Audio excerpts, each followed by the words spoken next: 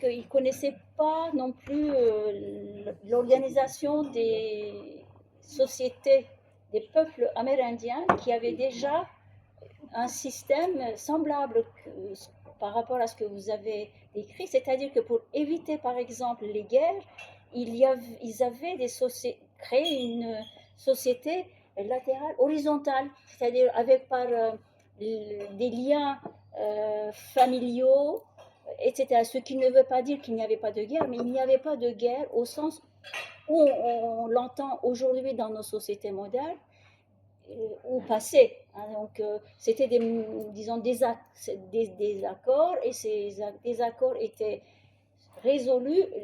La guerre ou les disputes étaient finies. Donc, il n'y avait pas de communication à l'époque comme maintenant. Donc, M. Méliès peut-être ne connaissait pas tout Alors, vous allez ça. être surprise sur une chose, c'est qu'il avait un auteur, son auteur préféré, dont je n'ai jamais entendu parler, s'appelait Manara. Je ne me rappelle plus de son prénom.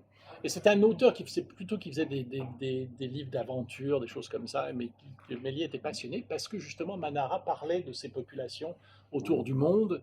Et donc est-ce qu'il avait cette connaissance-là? Non, bien sûr, vous avez raison, il n'avait pas cette connaissance-là, mais il s'est beaucoup inspiré de ça aussi pour arriver à penser les choses différemment. Manara, donc vous le verrez si vous lisez le livre, Voilà. vous verrez. Donc, posez vos questions, vos Oui, oui, vous pouvez. réactions. Bon, Donc, m'envoyez pas après, votre bon, verre il de va bière quand à la même figure, ça dédicacer m'ennuierait, son mais livre. vous pouvez me dire que vous n'êtes pas C'est du d'accord et tout va gâchis. bien.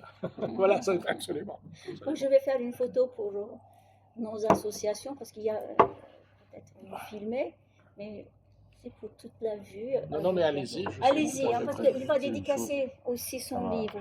frappé quand vous avez parlé de ça, l'organisation fédérale, ouais, l'organisation fédérale en forme de commune, etc., a connu un exemple particulier de réalisation. C'est en Espagne en Bien sûr. 36-37, la Révolution espagnole, sous l'influence des anarchistes et principalement de Bakounine, mais une auto-organisation qui avait été préparée de longue date parce que les ouvriers et les paysans espagnols, on leur avait dit, bon, vous savez pas lire, on va vous apprendre à lire. Mais en même temps, on va vous apprendre c'est quoi le communisme libertaire. Et ils l'ont mis en place pendant un certain temps, jusqu'à ce qu'il ait été écrasé, notamment par les staliniens, en 1937 à Barcelone. Mais ça, c'est vraiment sous l'influence des anarchistes qu'ils Absolument. connaissaient, Bakounine, Kropotkin. Absolument. Ils ont mis ça en place. Et ce qui est intéressant, c'est de voir que ça a été fait concrètement. Et ils avaient des villages entiers où il n'y avait pas d'argent, ou alors il y avait des bons. Ils avaient des villages Bien sûr. entiers où ils avaient une sécu à l'échelle du village, etc. Et ça marchait, hein. Il y a des Absolument. bouquins là-dessus. C'est absolument fascinant à Ouais. lire. Ça rejoint exactement ce que vous avez dit. Absolument. Mais alors, sauf que la différence, c'est que les communes, entre guillemets, espagnoles ont duré quelques mois, Ah bah, quelques hein, mois, voilà, un peu plus. alors que donc les horlogers suisses ont duré 80 ans. Oui, oui, oui, Leur oui, société bien a sûr, duré bien sûr. 80 ans. Ah oui. Et mais il y a eu d'ailleurs plein, vous avez raison de pointer ça, parce qu'il y a eu plein d'expériences dans tous les pays Voilà, du monde, ouais. incluant aux États-Unis. Il y a eu des communes Oui, aux oui, oui, États-Unis oui. qui ont été créées par les gens de Fourier, par exemple, et tout ça. Il y en a même une dans les Ardennes, assez proche d'où était Méliès. Il y a eu une grande qui a duré peut-être 1 an ou 2 ans, quelque chose comme ça. Il y a eu plein d'expériences comme ça, bien Et sûr. il y a eu aussi l'exemple des quilombos au Brésil, ces villages Bien constitués sûr, par des esclaves qui s'étaient enfuis bien sûr, suffisamment loin dans la forêt pour ne pas pouvoir être rattrapés, qui s'auto-organisaient. bien sûr. Alors là, ça a duré longtemps, Ouais. par contre. Alors, Mais il je n'y vais a pas juste de trace ajouter, écrite. Le problème, c'est ça. je vais juste ajouter une chose là-dessus, parce que la manière dont je l'ai présenté, on a l'impression qu'il y a juste les collapsologues qui rejoignent Méliès. Non, ce n'est pas le cas. Il y a beaucoup, beaucoup de gens qui ont travaillé depuis des années ou toute leur vie sur justement ce concept de qu'est-ce qu'on fait après. Et entre autres, par exemple, alors, je veux dire, moi j'ai une émission que je fais sur Radio Libertaire. Quelle surprise, n'est-ce pas? Que tous les mois, je fais une émission tous les mois d'1 heure et demie, et donc j'invite des gens, j'ai des invités, j'explique ce qui se passe aux États-Unis parce que c'est là où je vis, mais j'ai un invité à chaque fois, et j'invite des gens qui parlent de ce genre de choses. Et donc, j'ai invité, mon dernier invité, c'était Pierre Dardot. Alors, Pierre Dardot et Christian Laval sont des gens qui ont passé leur vie à justement étudier ce genre de choses. Et eux, ils disent, voilà, aujourd'hui, où on en arrive à ce qu'ils appellent un éco-communisme libertaire, où on n'y arrivera pas. Voilà. Et leur dernier livre est fascinant, ça s'appelle Instituer les mondes. Alors, malheureusement, il fait 700 pages aussi, mais c'est plus lisible que Méliès.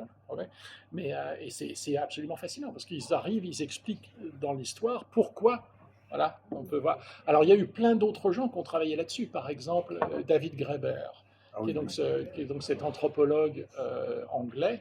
Il a écrit son dernier livre, puisqu'il est mort malheureusement récemment, qui s'appelle en français Au commencement était. Alors ça, si vous ne l'avez pas lu, c'est absolument fascinant du début jusqu'à la fin, puisqu'il il repart aux premiers hommes, grosso modo, et il montre très simplement qu'en fait, il y a eu plein de développement depuis les premiers hommes au niveau de l'organisation sociale, et qu'il n'y avait pas du tout d'obligation de créer des États, puisqu'il y a plein de groupes qui se sont développés, mais avec des très grands nombres de gens, des centaines de milliers de gens, qui vivaient sans État, sans roi, sans gouvernement, sans rien, qui faisaient des assemblées populaires, qui faisaient les décisions à l'unanimité, et ça fonctionnait très bien. Et ça, c'est aussi fascinant, parce Ouais, qu'on croit toujours qu'il y a une espèce de logique entre les hommes se sont développés en tribus, quand ils ont découvert l'agriculture, ils sont devenus sédentaires, et donc étant sédentaires, il a fallu créer des États. Et Graeber dit, mais ça c'est c'est une vaste plaisanterie qui ne fait aucun sens, absolument aucun sens. C'est ce qui s'est passé, c'est vrai, mais il y a eu plein de groupes qui n'ont absolument pas du tout fonctionné comme ça, et qui fonctionnaient très bien aussi. Donc je vous dis, Pierre Dardot, hein, fascinant, travail fascinant, et David Graeber aussi, je vous les conseille. Voilà. Je ne peux plus inviter David Graeber, malheureusement, mais Pierre Dardot, je l'ai fait, c'est fascinant. Ce curé Mélier, euh, il avait quand même cette sensibilité, il était très sensible à la pauvreté, Bien et sûr. il avait envie, donc il y a quelque chose, il y a une empreinte de son christianisme qui a perduré. Il avait un sens du devoir hallucinant, puisque tout en étant dans l'athéisme, il a poursuivi pendant 40 ans. En même temps, si j'ai bien compris, c'est une vocation forcée. C'est Si vrai. j'ai bien compris, c'était pas son projet à Non, lui, non. donc il a composé. Il est même resté très fâché avec ses parents. Ouais. Il a plus ou moins coupé les ponts avec sa Oui, famille à cause de oui, ça. on sent qu'il y avait du ressentiment Bien dans sûr. toute cette affaire-là. Donc, d'une certaine manière, il avait aussi envie de blesser ceux qui l'ont contraint à entrer dans un système qui était donc Peut-être pas de blesser, mais en tout cas de couper les ponts. Oui, parce qu'il a dénoncé. qu'on pense même qu'il n'a même pas été assisté à l'enterrement de ses parents quand Oui, c'est oui. arrivé. Oui. D'accord, d'accord.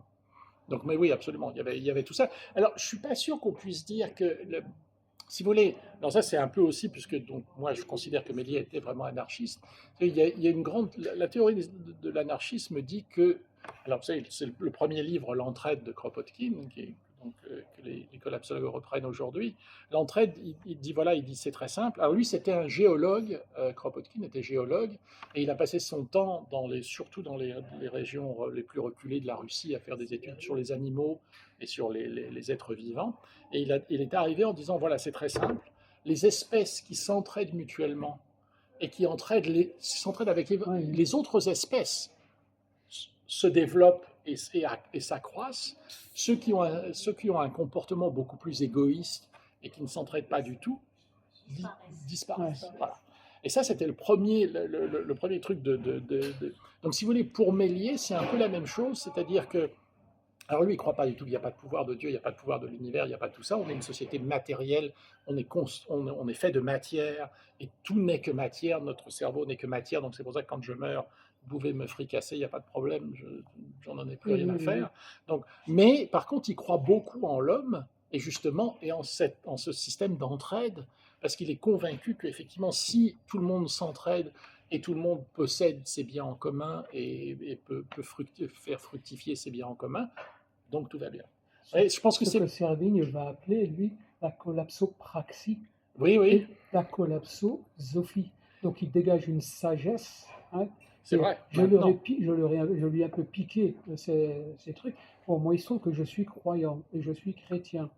Et personne n'est parfait. Non, personne n'est parfait. Non, mais d'une certaine manière, moi, je me reconnais dans une autre dimension, ce que j'appellerais, moi, l'apocalypsosophie, que j'ai piqué un peu à Servigne. C'est-à-dire que, d'une certaine manière, effectivement, je pense qu'il y a une solidarité à mettre en œuvre, que nous nous en sortirons que par la solidarité, mais pour moi, c'est clair qu'il y a un au-delà. Et on le prépare par fraternité, liberté, égalité, laïcité, autant de valeurs qui sont les valeurs pour moi bibliques, hein, qui ce sont des valeurs bibliques. Et donc c'est à partir de toutes ces valeurs et toutes ces réalités que je suis devenu apocalypsosophe. Parce qu'effectivement, notre monde effectivement, il n'est pas éternel. Il arrête de toute manière. À un moment ou à un autre, ça va se casser la gueule. Mais pour moi, ceux qui auront appris à aimer, appris la solidarité, appris l'entraide, persistent et persisteront Bien sûr. pour ce que j'appelle moi l'éternité, une éternité heureuse. Bien sûr. Donc, vous savez, on peut même, pour aller dans votre sens, qui n'est pas le mien, mais qui est dans votre sens, on pourrait dire qu'il faut toujours se rappeler que l'enseignement de Jésus-Christ Oui. était complètement différent de l'enseignement de saint Paul de Tarse, hein, puisque Jésus-Christ parlait justement de cette collaboration, de cette aimez-vous les uns les autres, patata patata. Et puis, alors que saint Paul, quand il a développé, qu'il a créé le christianisme, c'est basé quand même sur la souffrance. Je souffre, je suis un homme qui souffre, alors je souffre parce que je vais aller au paradis, donc il faut que vous soyez tous dans la souffrance, comme ça vous irez au paradis. Voilà, c'est très différent. Dans l'amour envers et contre tout, même si je dois y laisser des plumes, il ne fait pas l'apologie de la souffrance, il fait l'apologie de l'amour, même si, et Vous parlez de sa saint conviction Paul chrétienne, ou de Paul. de- De Paul. Moi, je trouve qu'il fait l'apologie de la souffrance. Oui. En tout cas, s'il Parce ne que la fait pas, Oui, c'est pas le sujet, d'accord. Il la vit, il ne la cherche pas, il essaye de se en tout barrer cas, quand s'il ne même. la Hein. fait pas, l'apologie, Quand les il a gens sont montré être déchargés. lapidé, il se barre de la, il Largement. essaie d'éviter. Mais Enfin, lui, il souffrait, il pensait que c'était comme ça qu'il irait au paradis. Donc lui, la définition de la souffrance pour accéder au paradis, ça vient de saint Paul, pas de Jésus-Christ. l'amour pour accéder au paradis, pas la souffrance, et il faut la traverser quand elle est là. C'est pas la Bon, on va pas discuter de ça Non, ce non, soir, non, c'est non, autre non. chose. Mais bon. Non, on va pas monopoliser. Ah oui, oui, oui. Ah oui. Est-ce que vous avez d'autres Il y réflexions avait quelqu'un sinon qui voulait intervenir. Quand j'ai su que je venais ici ce soir pour lire Jean Méliès, je me suis souvenu que j'allais dans la bibliothèque en parlant avec des gouvernements diplomatiques. Et j'ai acheté ce livre, j'ai regardé, mais je ne l'ai pas lu, hein, en 2018. C'est quelqu'un de Charleville qui m'en avait parlé. Ah, j'ai dit ça, c'est susceptible de m'intéresser. J'ai acheté à Toulouse, en Ombre Blanche. Ah ouais. Et c'est Serge Deruet. Oui, Bruxellois. je me doutais, oui. Voilà. C'était l'opium du peuple. Alors, je vais vous dire, Serge Deruet, on a un grand conflit, lui et moi. Mais alors, oui, très ouvert, puisqu'on a même, donc, quand j'ai fait une présentation comme ça, donc à Charleville, je l'ai invité à venir, parce qu'on est en conflit ouvert, parce que lui, étant un marxiste très, très affirmé, communiste très affirmé, veut que Méliès soit communiste. Alors bon, donc on s'est envoyé des barbes comme ça par Internet et par réseaux sociaux interposés.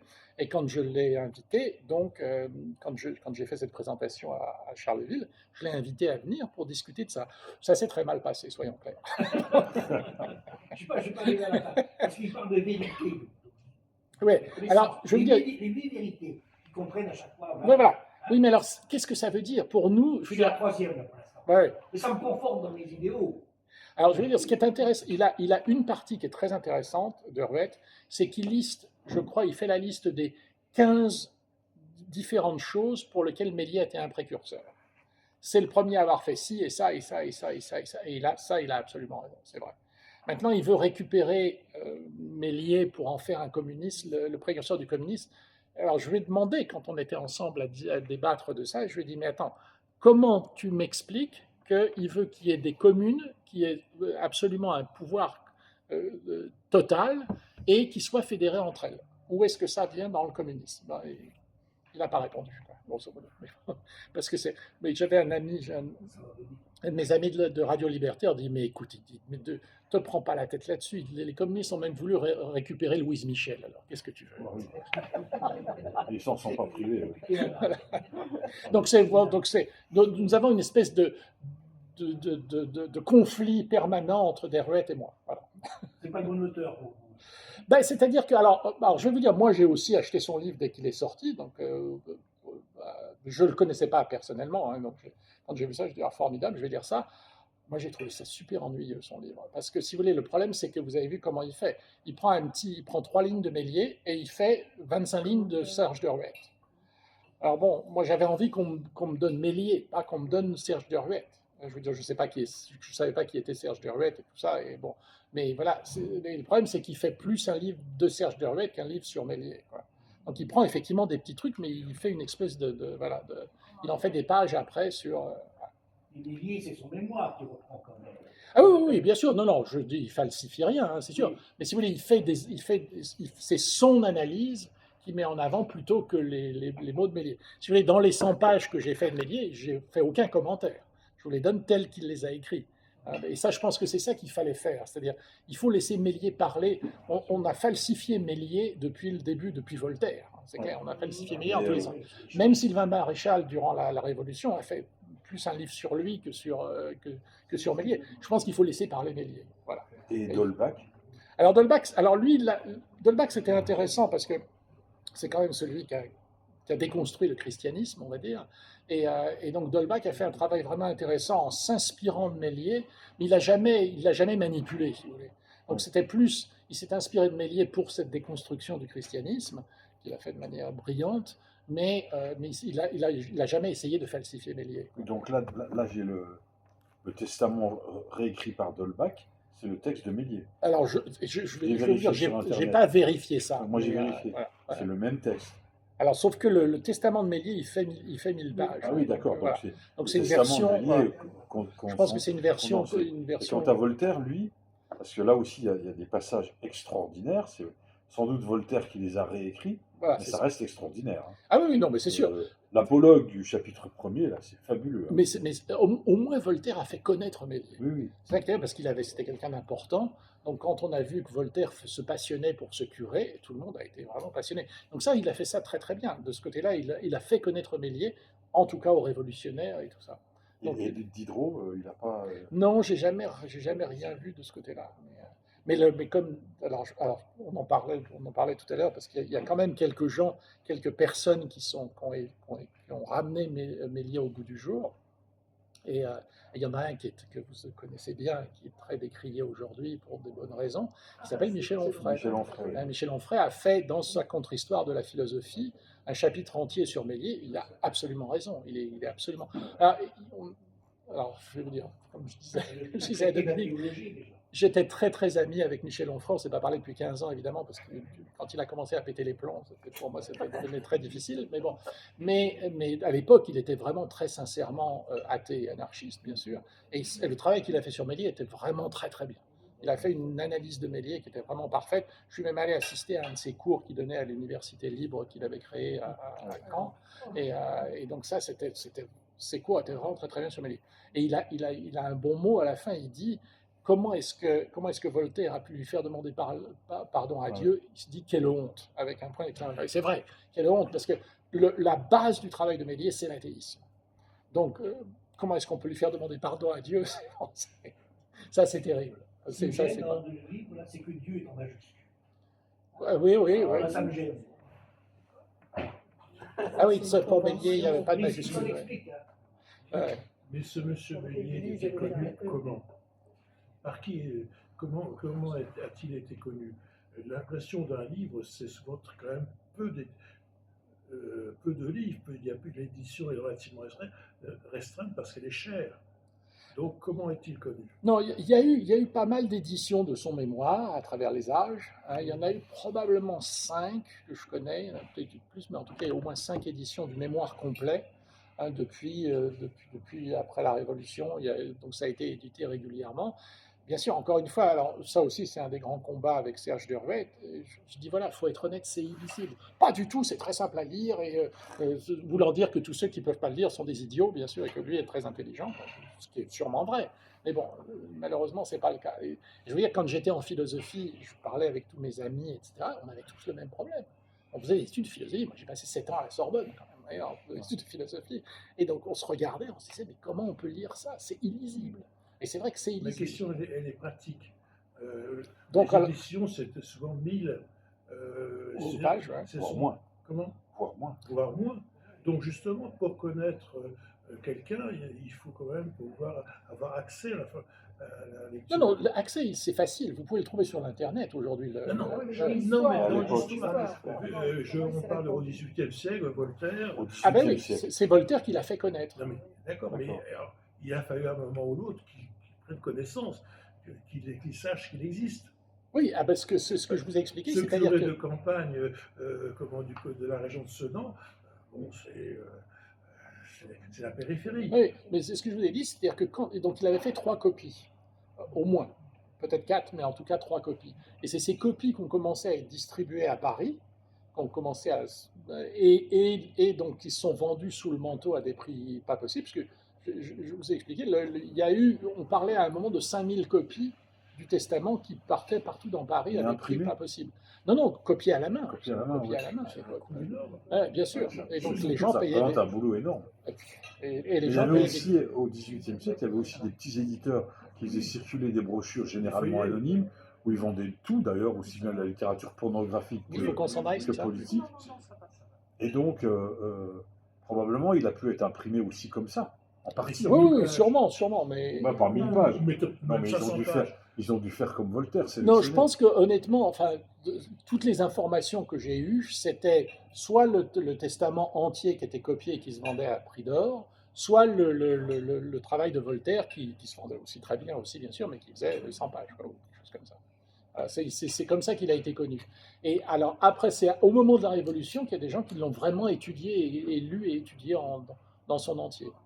Voilà. Et encore plus après, encore une fois, pendant la Commune de Paris. Voilà, on va passer quand même à la dédicace. Donc, tu veux lire un Oui, je passage? voudrais lire un petit passage. Ouais. Parce que Quelle est la c'est- position de l'Église par rapport au curé Méliès?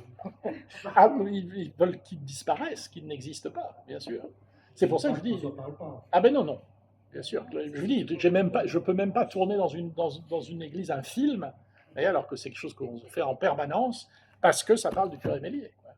Ah non, pour l'Église, il n'a jamais existé. Ils veulent le Ouais. béatifier, je crois. Moi, j'en reviens Je crois qu'il n'a pas été excommunié. Non, il est à l'époque. On ne peut pas excommunier les morts. Il a 40 ans. Comme il n'a pas été connu comme athée avant d'être mort, on ne peut pas excommunier les morts. Ils vont quand même Est-ce pas que les jusque-là. gens savaient, on parlait déjà athée, il est athée. Non, c'est-à-dire, c'était pas un terme, vous savez, le communisme, c'était un terme qui n'existait pas, anarchisme, ça n'existait pas, D'accord, etc. non mais etc. là je suis d'accord, mais c'est l'histoire de curé athée. Ah ben oui, non, pardon, il n'y avait pas de curé athée. Non, il y a eu, c'est pas vrai, il y a eu, dans l'histoire, il y a eu quelques curés qui ont renoncé à la religion et qu'on dit c'est des histoires. etc. Jacques Roux. Ouais, Ah bah non, oui, mais il y en a des quelques-uns. gens athées, il y en a toujours eu. Ah ben oui, Ouais, d'accord. ça, depuis le début de l'humanité. Si ouais. vous voulez. Les curés, oui, il y a eu quelques curés qui ont renoncé à la religion et qui sont devenus athées. J'avoue, je ne me rappelle plus du nom. Il y en a un qui était très célèbre, qui était assez célèbre parce qu'il a aussi participé aux révolutions.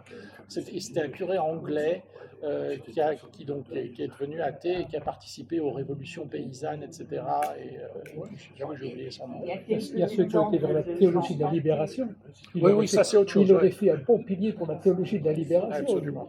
Non, pour lui, c'était beaucoup plus radical Ouais, que ça. c'était plus radical. Est-ce qu'à un moment donné, il parle du fait qu'il continue à être curé?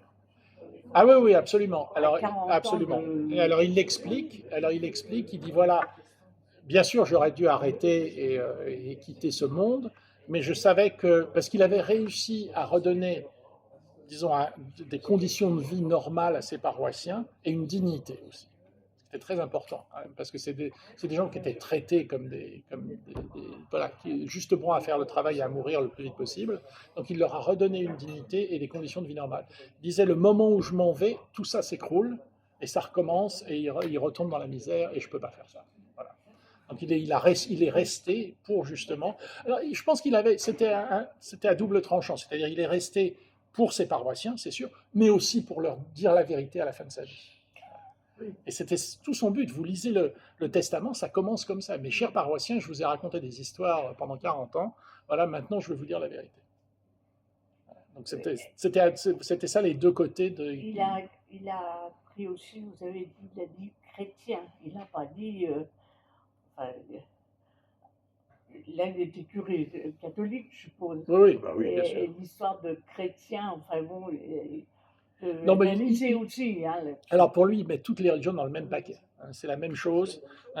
En plus, il explique très clairement que, si vous voulez, en fait, les religions, donc ça a commencé avec tous les mythes païens et toutes les histoires païennes, etc., et que toutes les religions ont recopié ça, les mêmes dates, les mêmes histoires, les mêmes mythes, les mêmes miracles, les mêmes, etc. Donc pour lui, voilà, c'est tout la même chose. C'est des créations de l'homme qui respectent en tant que ça, mais c'est pas plus que ça. Donc toutes les religions, pour lui, c'est la même chose. J'ose dire, Dieu n'existe pas parce que s'il existe,